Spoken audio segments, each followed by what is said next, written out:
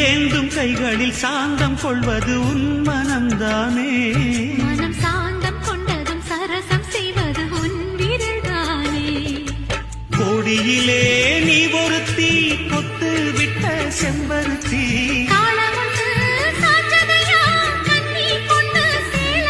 மானம் பாடி பாடி தினம் தேடி தேடி என்னை கூடி கொஞ்ச வந்த மானே.